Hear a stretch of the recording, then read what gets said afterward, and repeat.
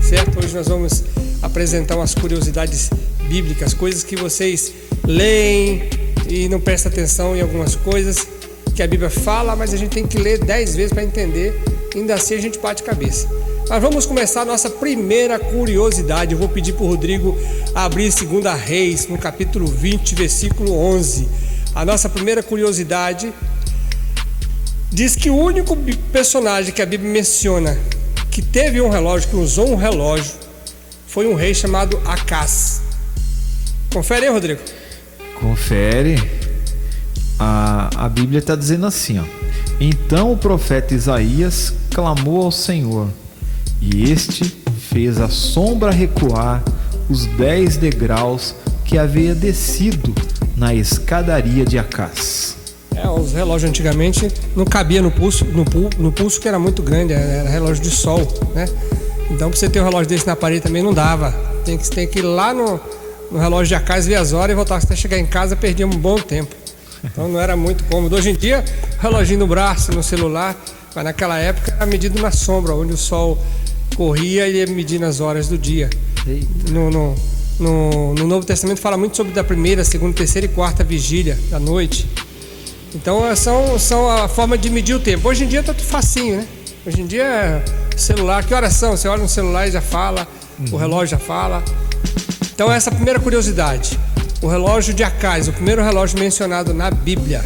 Depois você confere aí, 2 Reis 20 e 11. A segunda curiosidade nossa, Rodrigão vai consultar um taradão na Bíblia. Um taradão.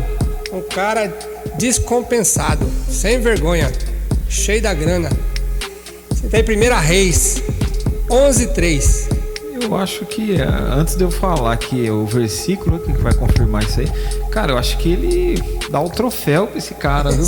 Porque esse cara é brincadeira.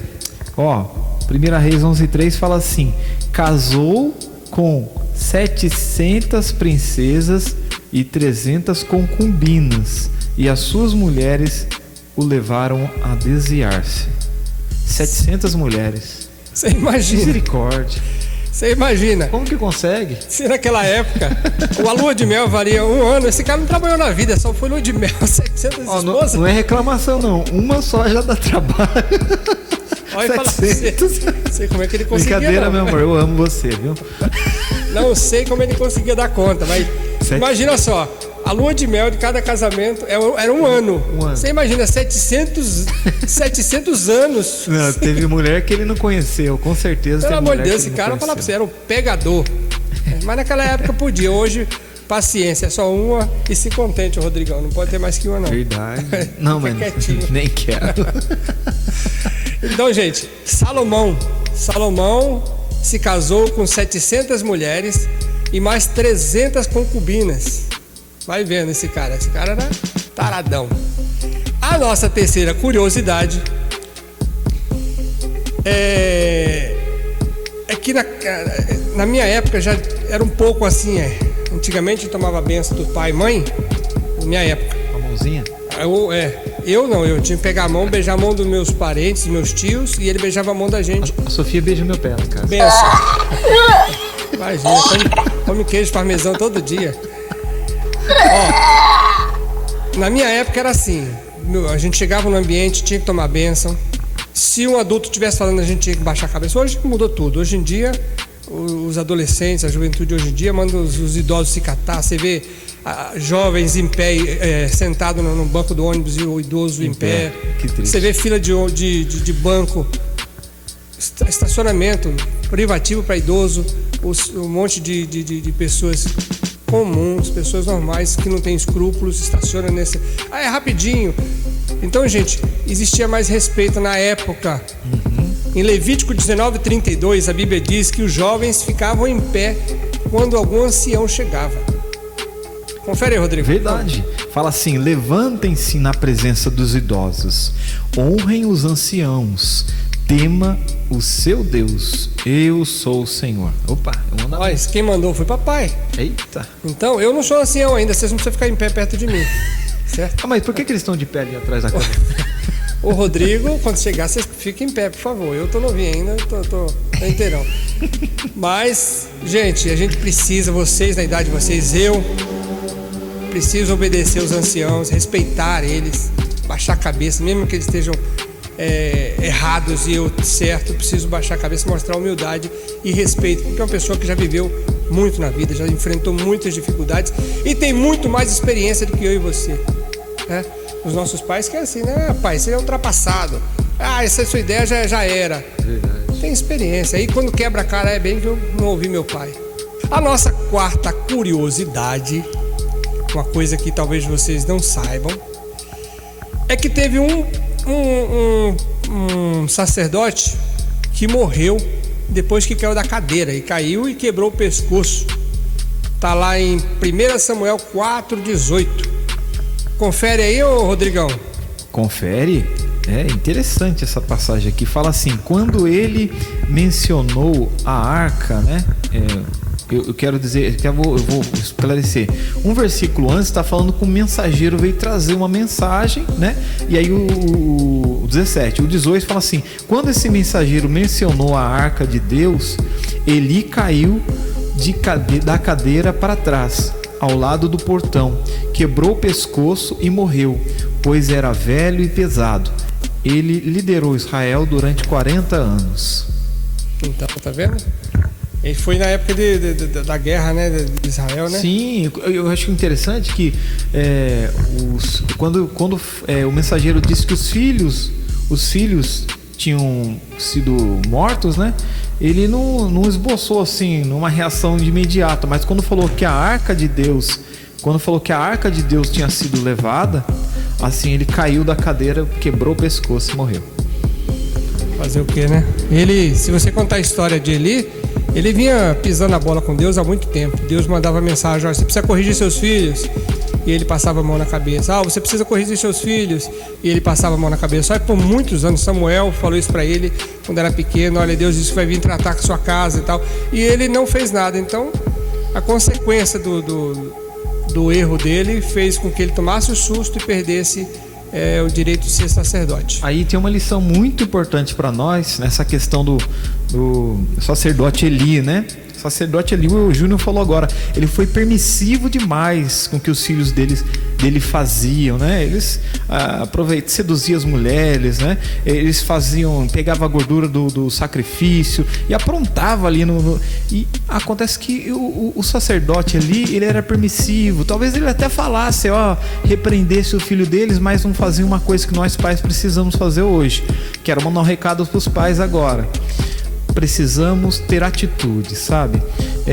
O sacerdote Eli não tinha atitude. Talvez ele até repreendesse, mas ficava só no verbal. Ele precisava ter um pouquinho mais de conduta, de repreender o filho, mas também fazer com que ele passasse por uma disciplina. Disciplinasse o filho, né? Se precisar, você vai perder aí, sei lá, uma regalia ou outras e tal, mas ele não fazia, ele era permissivo, ele não tomava nenhuma atitude, faltava atitude no sacerdote, né? Infelizmente calhou nisso aí, né, Júnior?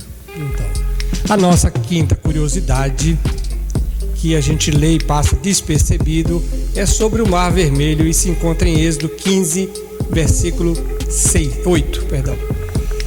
Quando o Mar Vermelho foi dividido para que o povo de Deus passasse, as paredes de lado a lado se congelaram de tal maneira que formaram grandes muralhas feitas de gelo.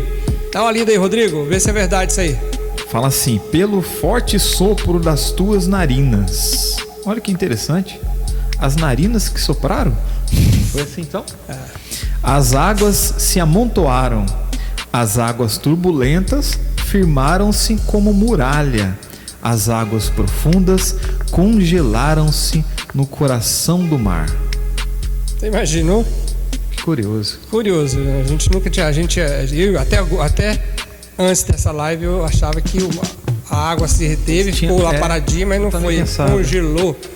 Você imagina os peixes lá todo congeladinho, aparecendo. E passaram em terra seca. Agora o sopro da narina de Deus, das narinas, porque a gente sopra bem mais fraco com as narinas. Porque se fosse com a boca, arrancava um buraco no chão. abria tudo. Tamanho o poder dele, tamanho então. O poder dele. Mas ele tem controle, é brincadeira. Ele tem controle sobre todas as coisas. Ele tem controle. A nossa sexta curiosidade de hoje, a Bíblia fala do homem mais alto da Bíblia. O cara era alto, hein? O cara era alto. Se fizesse essa live aqui, a câmera tinha que mirar para cima, pegar o teto da igreja. O nome dele chama Og. Ele era um rei, o rei de Bazã. Ele dormia, a Bíblia diz que ele dormia numa cama de 9 côvados, ou seja, a cama tinha mais de 4 metros de comprimento, de extensão. Confere aí, Rodrigo. Og. Tá lá em Deuteronômio 3:11. Vê se esse cara era alto mesmo. Era alto, ó. Og, rei de Bazã, era o único sobrevivente dos Refaíns. Sua cama era de ferro e tinha, pela medida comum, 4 metros de comprimento e 1,80 m de largura. Ele ainda está em Rabá dos Amonitas. Ele era maior do que o gigante Golias. Mais alto. O gigante Golias tinha 6 côvados, não é isso? É, tinha 3 metros e pouquinho. Tinha então. 4. Esse cara era alto, hein? Esse era alto. Vou falar pra você. Isso aí pra falar pra mulher dele tinha que ajoelhar, ficar meio que sentado, porque não dava altura, não. Olha, a nossa sétima curiosidade é o primeiro mineiro que aparece na Bíblia. Um mineiro que gosta de queijo. Primeiro mineiro que gosta de queijo. Tem mineiro assistindo aí a live ou não? Se tiver um mineiro aí, dá um joia pra nós. O primeiro mineiro aparece lá em 1 Samuel 17:18. É lá onde o pai de Davi manda ele levar queijo. Vai lá na batalha, leva queijo pros seus irmãos. Dá uma olhada aí, Rodrigo, vê se é verdade isso aí. Não, e mandou mesmo, ó. Leve também estes 10 queijos ao comandante da unidade deles. Veja como estão seus irmãos e traga-me alguma garantia de que estão bem. O pastor Murilo mandando queijo lá pra batalha. Catupiry, tinha provolone. Você imagina, 10 tipos de queijo? Eita. Vou falar pra você. Telzinho levando mineirinho. Telzinho levando queijo. Telzinho levando queijo. Tá certo. A nossa oitava curiosidade hoje, aqui pulou um 8, né? É sobre Eleazar. Era o nome de um dos valentes de Davi, o qual estava pelejando contra os filisteus. Tanto tempo que ele pelejou, a Bíblia fala que a espada ficou presa na mão dele, ele não conseguia, ninguém conseguiu arrancar. Tanto tempo ele ficou lutando com os filisteus, ou seja, atrofiou a mão dele na espada. Grudou. Isso tá lá em 2 Samuel 23, do 9 e 10. Dá uma olhada aí, Rodrigo, vê se é verdade isso aí. Fala assim: depois dele, Eleazar, filho do Aoíta, Dodô. É que legal esse nome. Dodô jogou no São Paulo. Ele era um dos 3 principais guerreiros e esteve com Davi quando os filisteus se reuniram em Pasdamim para a batalha. Os israelitas recuaram, mas ele manteve a sua posição e feriu os filisteus até a sua mão ficar dormente e grudar na espada. E o Senhor concedeu uma grande vitória naquele dia, e o exército voltou para onde Eleazar estava, mas somente para saquear os mortos. Pensou, cara? Chegou a grudar, foi tão intenso o combate que o cara deu cãibra, grudou a espada. Falar pra você, tem que passar resina ali, aquele óleo pra tirar ali. Manteiga? Pra arrancar, manteiga pra tirar uma. Essa é aquela espada de Excalibur, né? Só grudou na mão, né? Lá grudou na pedra. Né? Exato. A nossa nona curiosidade. Você sabia que Faraó perseguiu o povo de Deus com 600 carros? Brincadeira, hein? Logo ficaram todos no meio do mar. Deus entregou a vitória ao seu povo. Gente, o cara tinha 600 carros, era Ferrari, era... Você imagina, o cara era rico, o cara ia andar de fusquinha, né? 600 carros, mas ficou tudo atolado no meio do mar. Tá lá em Êxodo 14:7. Fala sobre os 600 carros dele. 600. Não, e aqui tá falando que dos 600 dos melhores carros ainda. Tinha mais carro. A Lamborghini, Tesla, pode pôr essas marcas pra frente aí. Fala assim, ó: levou todos os carros de guerra do Egito, inclusive 600 dos melhores desses carros, cada um com um oficial no seu comando.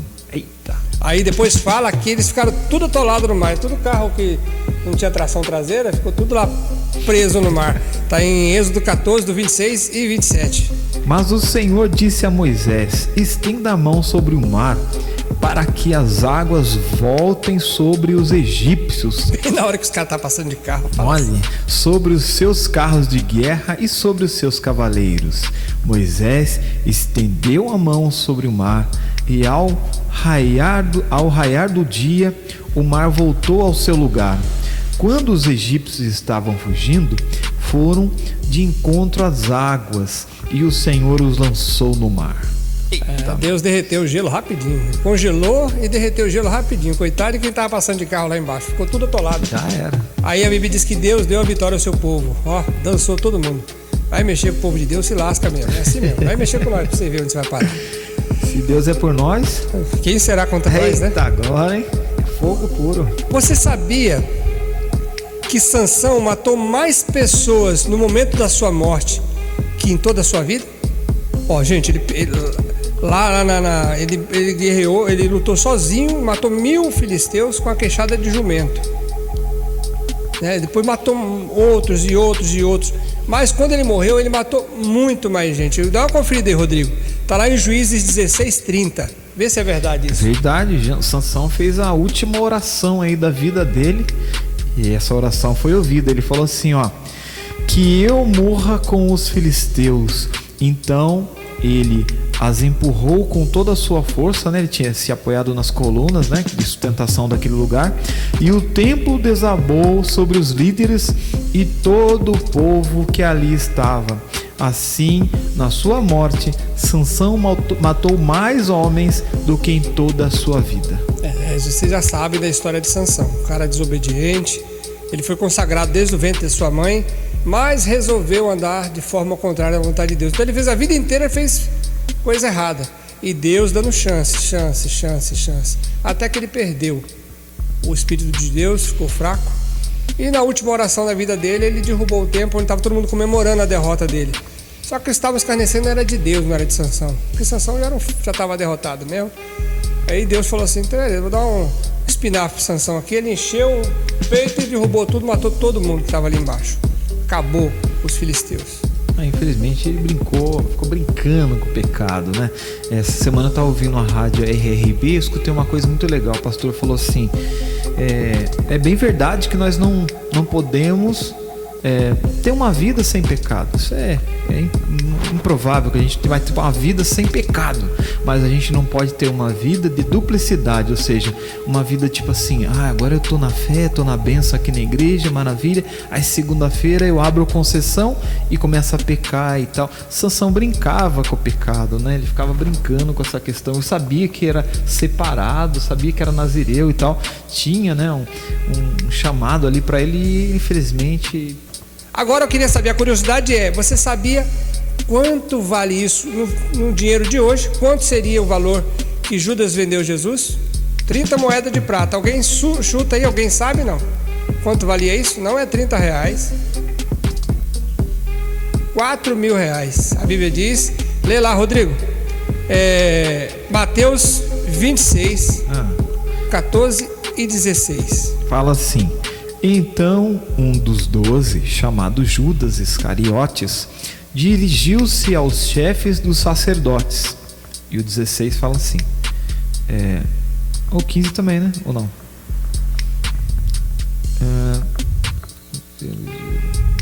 Vou ler o 15 também. Eles perguntou: o que me 14, 16. Sim. E perguntou: o que me darão se eu entregar a vocês? Eles fixaram o preço 30 moedas de prata. Desse momento em diante, Judas passou a procurar uma oportunidade para entregá-lo.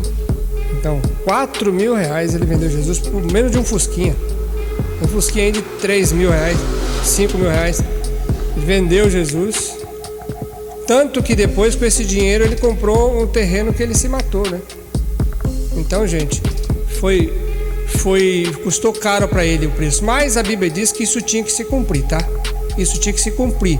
Não precisava ser necessariamente por Judas, Qualquer um outro poderia fazer isso, mas Judas, apesar de ser avisado por Jesus, olha, você vai trair, ele sabendo disso, foi lá e traiu, porque já tinha no coração dele, já estava no coração dele. Às vezes, nós sabemos, a Bíblia diz assim, vai acontecer que por se multiplicar a iniquidade, o amor de muita gente vai esfriar, vai acontecer, muita gente vai esfriar o amor, vai desistir de Deus. Mas eu não posso deixar isso acontecer comigo. Eu não posso me encaixar nesse monte de gente que vai esfriar o amor. Nem você pode deixar isso acontecer. Porque daqui para frente, gente, as pessoas estão falando, descreditando Deus de sua deidade, ou seja, dizendo que Deus não existe, que tudo, que a Bíblia não é a verdade absoluta. E tem muita gente engolindo e deixando o amor esfriar. Então eu não posso deixar isso acontecer comigo, porque o diabo ele vai arrumar um monte de lógica para te convencer que Deus não é real, que Deus não te ama. O diabo ele vai arrumar um monte de argumento. Isso ele tem, o cara é safado. Ele vai arrumar argumento, vai arrumar um monte de coisa para dizer, olha, Deus não te ama, Deus não existe. E com isso tem muito crente perderam a salvação. Eu conheço 2 que cresceram comigo, apaixonados por Jesus hoje em dia, tira a verdade absoluta da Bíblia. Eu tenho dó, oro por eles todos os dias e sei que Deus vai alcançá-los de novo. Mas eu não vou deixar isso acontecer na minha vida. Não vou, e não deixo também. Vocês sabiam que Jacó e Esaú foram gêmeos? A diferença entre eles, Esaú era peludo e Jacó era pelado.